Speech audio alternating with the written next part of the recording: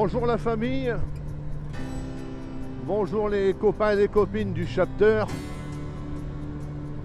bonjour les amis virtuels YouTube. Je profite d'une éclaircie, la météo ne prévoit pas d'averse avant 14 h. Fait repérer pendant le confinement l'endroit où je vais me rendre aujourd'hui. J'avais marqué l'adresse, j'avais glissé le bout de papier sous le clavier de l'ordinateur et je vais dire que j'avais oublié. Et récemment, un ami du chapter, Eric, je pense qu'il se reconnaîtra, m'a envoyé un lien au sujet du lieu que je vais visiter. Alors ce matin, voyant qu'il n'avait pas de pluie, un beau rayon de soleil, je me suis dit pourquoi pas. C'est à peine à 1 heure de la maison. Donc j'ai décidé de me rendre sur ce lieu chargé d'histoire. Vous n'êtes pas sans savoir que la Première et la Deuxième Guerre mondiale ont laissé de nombreuses traces dans la région des Hauts-de-France. Que ce soit du béton sur le littoral, les bunkers, les blocos, que ce soit les mémoriaux sur les fronts de la guerre 14-18, Vimy et d'autres, les plus connus, Notre-Dame de Lorette. Et il existe également de nombreux petits monuments, des petites stèles à la mémoire des faits de guerre, à la mémoire de héros qui sont un peu, je ne vais pas dire passés dans l'oubli, mais pas très intéressants, donc on passe à côté sans les remarquer. Et là, en consultant internet, en cherchant quelque chose à voir autour de chez moi, j'ai trouvé ce petit mémorial. Et je peux dire que l'histoire du lieu m'a interpellé.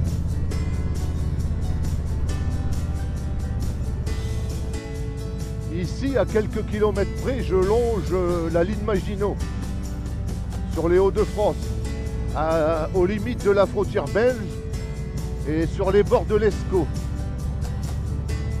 Donc le lieu que nous allons voir a un rapport avec cette histoire, c'est-à-dire la ligne Maginot, le fait de guerre 1940, l'avancée rapide des Allemands, le repli des troupes françaises et ce fait d'histoire qui m'a marqué.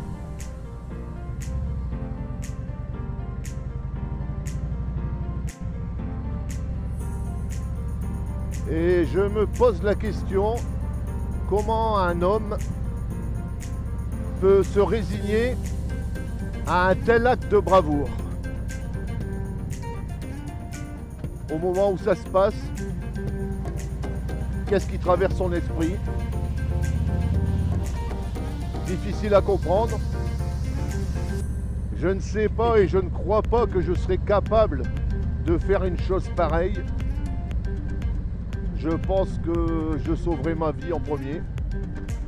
Enfin, je ne sais pas comment on peut réagir dans ces moments-là.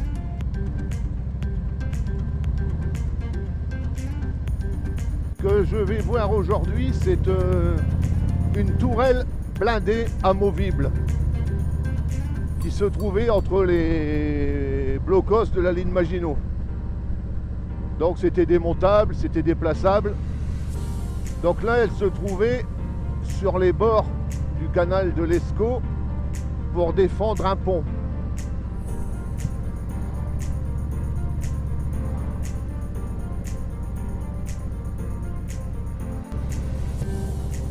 À l'origine, la tourelle se trouvait un peu plus ici, avancée dans les terres. Elle a été déplacée lors du creusement du canal à grand gabarit.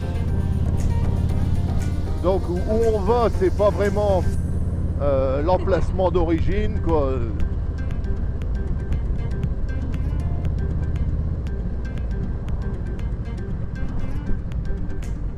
Voilà, donc vous avez le canal. Donc la tourelle se trouve ici quelque part, je vais chercher. Parce que c'est pas très bien indiqué et c'est pas vraiment bien mis en valeur, quoi.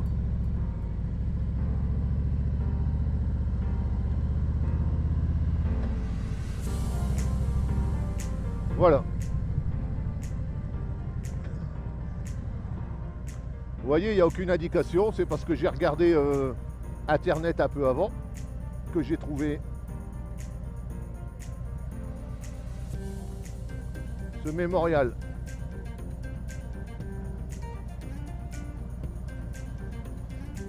Bon, nous voilà arrivés, je vais vous raconter un peu l'histoire de ce lieu.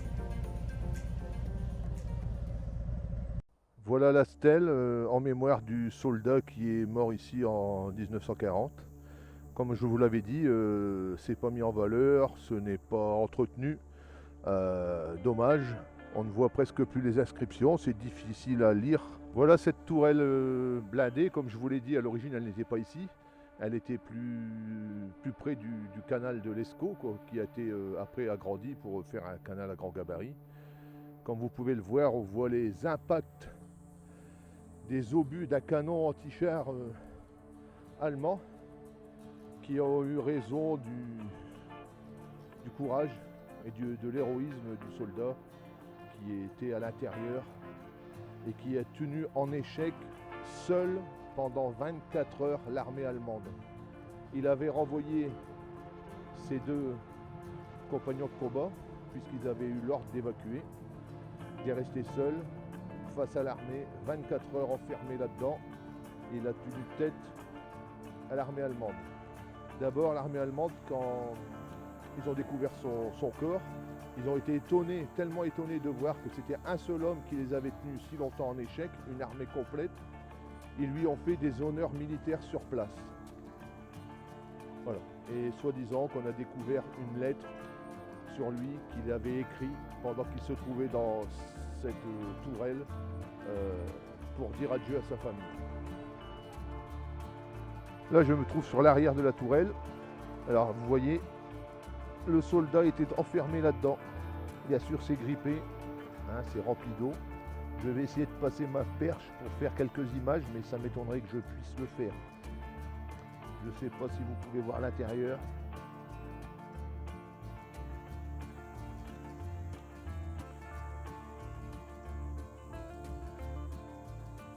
Donc, ce mémorial rend hommage au soldat Jules Beaulieu.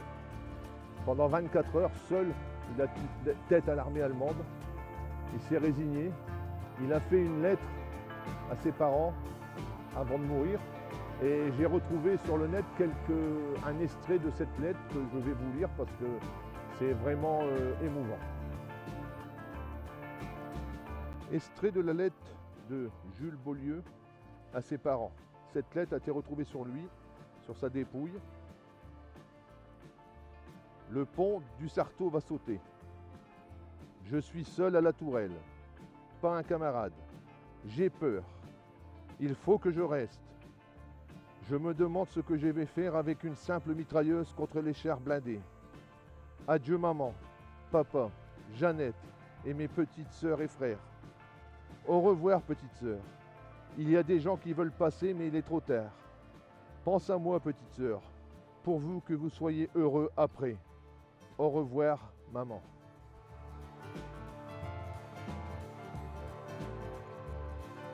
Très émouvant quand même. Donc ça veut bien dire qu'il pensait à sa famille, ce qu'il faisait, ça aurait permis, après, sa famille aurait pu vivre heureux.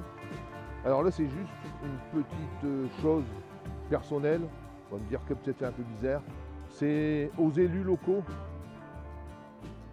par respect pour ce monsieur, on pourrait quand même entretenir un peu mieux ce lieu, le mettre un peu plus en valeur, mettre un panneau qui indique l'emplacement de cet endroit, une chose pour expliquer un peu ce qui s'est passé à l'époque. Voilà, c'est tout simplement ça, voilà. Mais enfin bon. Avec le rayon de soleil, on arrive quand même à distinguer les inscriptions en hommage et à l'héroïsme du soldat Jules Beaulieu, mort pour la France le 24 mai 1940. On pourrait quand même nettoyer ça. d'un désherbé, mettre un peu de gravier blanc autour, je sais pas, mais enfin bon.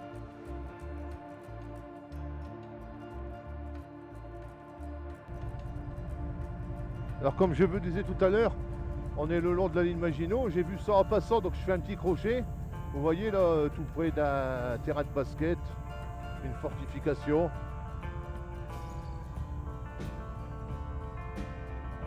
Dommage, c'est qu'il n'y ait pas d'indication à quoi ça a servi, le numéro de la fortification, voilà. C'est resté là, ça coûte trop cher à démolir.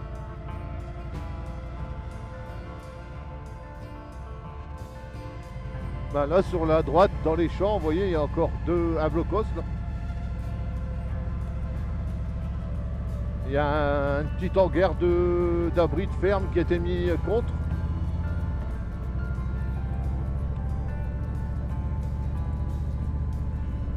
Ouais, en cherchant bien, je suis certain qu'il y a des ouvrages beaucoup plus importants, mais ça doit se trouver dans les bois, sur des propriétés privées certainement. Ben, d'après ce que j'avais regardé récemment sur internet, il n'y a pas beaucoup de choses mises en valeur dans le coin.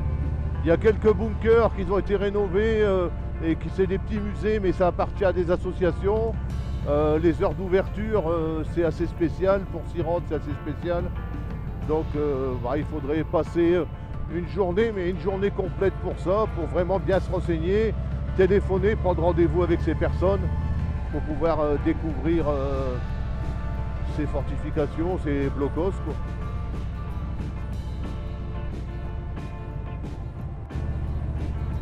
Bon, maintenant, il va falloir que je trouve une baraque à frites. Parce qu'il va falloir que je mette un peu de gras sur mon objectif. Si je veux faire comme Cheese et puis comme Bébert pour atteindre les 1000 abonnés. Hein.